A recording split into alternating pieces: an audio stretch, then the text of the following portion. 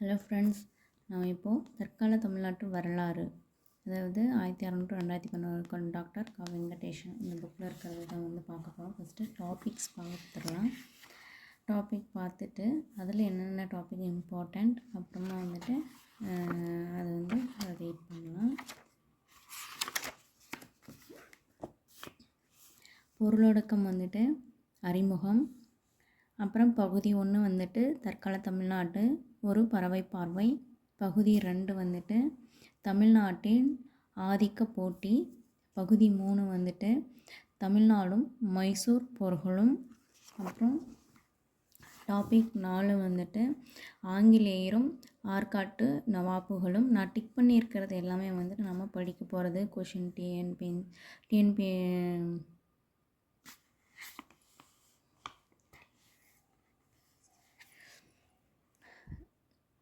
4வது டாபிக் ஆங்கிலேயரும் ஆற்காட்டு நவாப்புகளும்.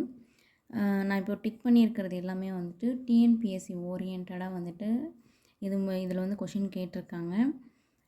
இதில் நம்ம இந்த டாபிக்ஸில் தான் நம்ம படிக்க போகிறோம். 5வது பாளையக்காரர்கள் கிளர்ச்சி 1, அப்புறம் 6வது டாபிக் பாளையக்காரர் கிளர்ச்சி 2, 7வது டாபிக் தமிழ்நாட்டில் தென்னிந்திய கிளர்ச்சி 1800 to 1801, 8வது வேலூர் கிளர்ச்சி 1806,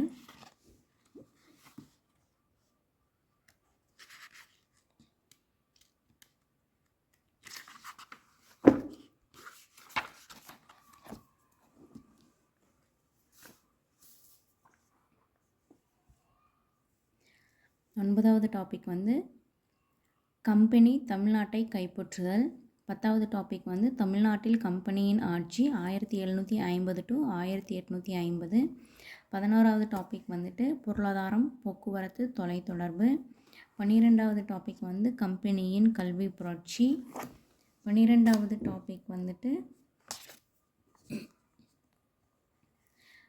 13வது டாபிக் சமுதாய சீர்திருத்த இயக்கங்கள், 14வது வள்ளலாரின் இயக்கம், 14வது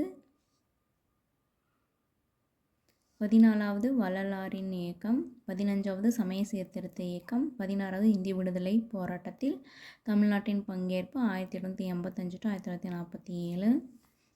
நம்ம இப்போ இந்த டாபிக் தான் ஃபஸ்ட்டு பார்க்குறோம்.